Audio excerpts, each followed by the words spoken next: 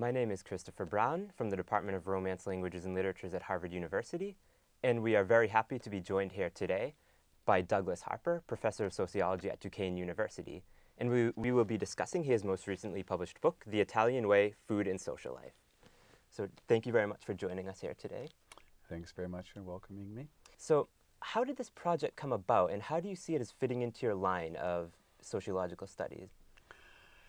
Yes, Chris, I think that when visual sociology began, and I began writing visual sociology in the early 80s, we were kind of like documentary photographers. We worked from our ideas, we thought about exploring concepts, but you know, we didn't use the camera in a very creative way, really, beyond that.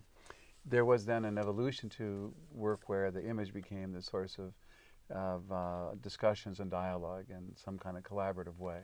Either photos were used in interviews, or we gave people cameras themselves to photograph the worlds we were interested in, or any number of other things like that more collaboratively.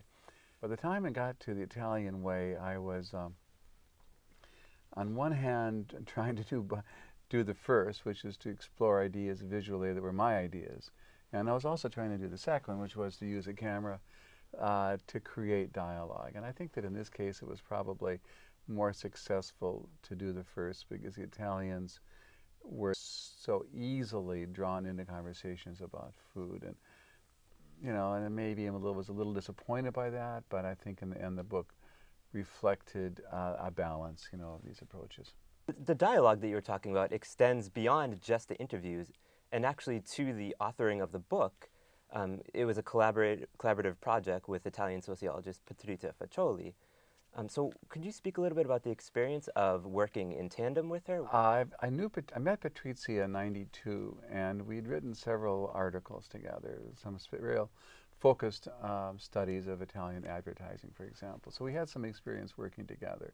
And even though neither one of us is great in each other's languages, we have a sense of understanding each other. And we'd gotten into I said, Patrizia, let's try to write a book. And she said, well, what do you want to write about? I said, well, something, you know, truly Italian. She said, well, it's either sex or food, you know, and perhaps your wife would oppose the field work we do, the book on sex, and so we'll try food. And I said, actually, I brought it up, and she said, well, you know, that's actually, I have nothing to learn about Italian food, nor would most Italians want to. We began with this kind of dialogue. What happened was, in the end, the book has both of our names on it, which I insisted upon. She really didn't think that that was a just representation of the division of labor, because it's in my voice. But in fact, the book is a conversation between cultures. I would write, we would talk. At one point, I took the completed manuscript there, and it led to her rejecting what I had done almost completely and beginning over again. The voice is mine, but it's a product of a conversation. Number two, the notion of co-authorship involves figuring out a division of labor, who does what task, and whether person A and person B are happy with the assigning of tasks and willing to do these tasks, and only those tasks. This meant that I would call Patrizia from the States and say, hey, I've got 10 days, got some money for a trip, I'll be in Bologna, you know, February 15th to March 1st. We need to do interviews and eating with gay families, male and female. We need more working class people. We need, you know, people who we're identifying as avant-garde. See if you can get me some dinners. And she said, Harper, I don't have friendships with everybody in Bologna, you know. I said, come on, just put it together. And so I would get there to a schedule she would have arranged, usually eating at least one dinner with strangers per day for a week and a half, 2 weeks. And so then she would organize the translations and do them, and back and forth and back and forth. And I think that it was like almost an athletic experience of a tag team, passing tasks back and forth. Something would come up in an interview. And I said, you know, Francesco went on and on about wine in a way that we really haven't spoken about before.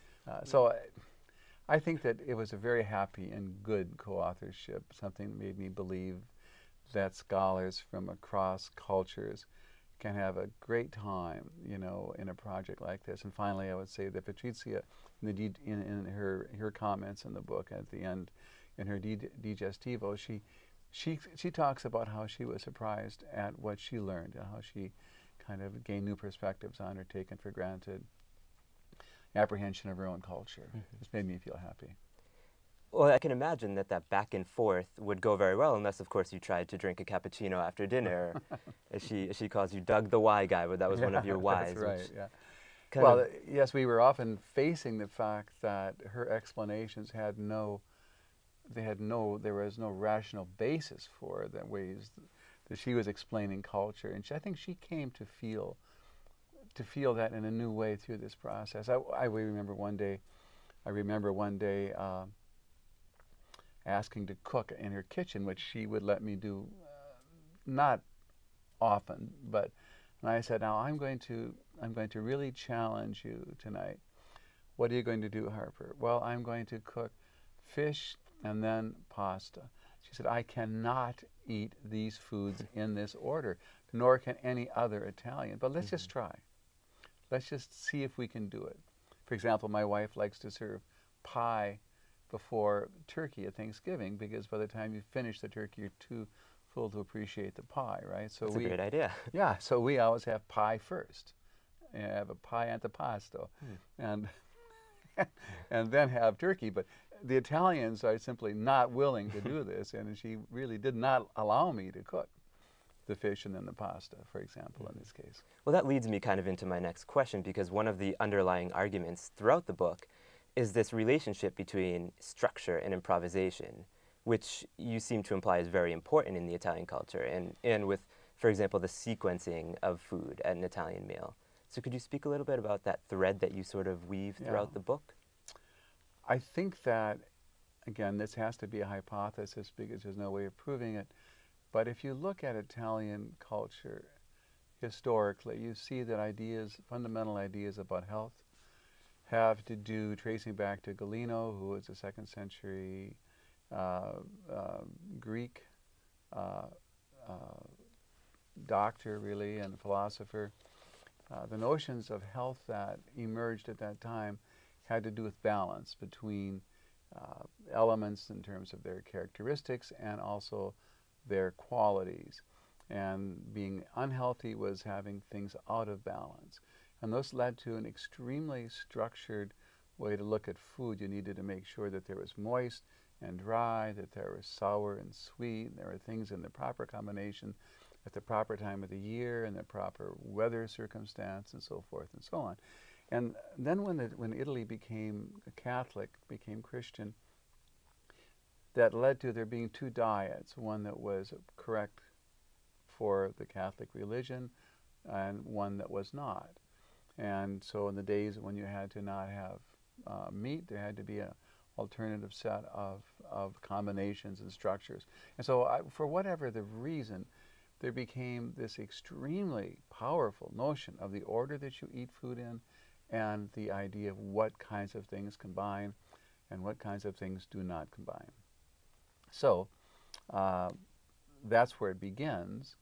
And then when you get into the detail and begin looking at it, you find the exceptions to that are extraordinary in number. But the exceptions seem to have a logic to themselves too. So, for example, the sequencing might allow there to be improvisation, but that would be leaving things out of the sequence and not reordering certain things. For example, if you said, let's have a shot of bourbon at 5 o'clock in the afternoon, you know, like they do in England.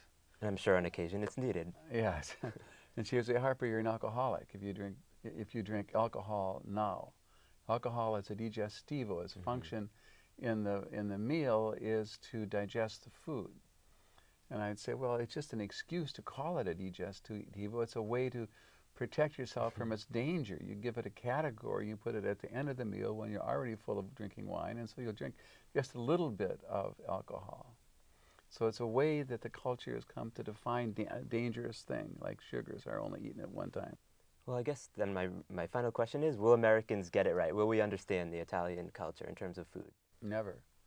No, in a word? no, never, because it's extremely rare that that Americans get it even when they go to Italy, because our eating, our cuisine is so typically opposite of Italy. We err in excess.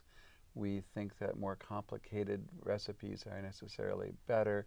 We add and add and add as a matter of course. It's very difficult for an American to see value in the simplest dish that an Italian would make. A bowl of pasta that's properly cooked. It's good pasta with proper olive oil and proper cheese, Parmigiano, that's just in the right amount. And that's a great dish by itself if it's all the ingredients are quality ingredients that have been prepared correctly. It's hard to convince an American that that's actually finished, that it's ready to go, So I think it's pretty unusual that Americans, even though Italian food is popular, it's pretty unusual that we even know what it is. Okay, well, hopefully maybe someday we will be able to understand, but thank you very much for joining us and speaking about your book today. Thank you very much, Harper. Chris. Yeah.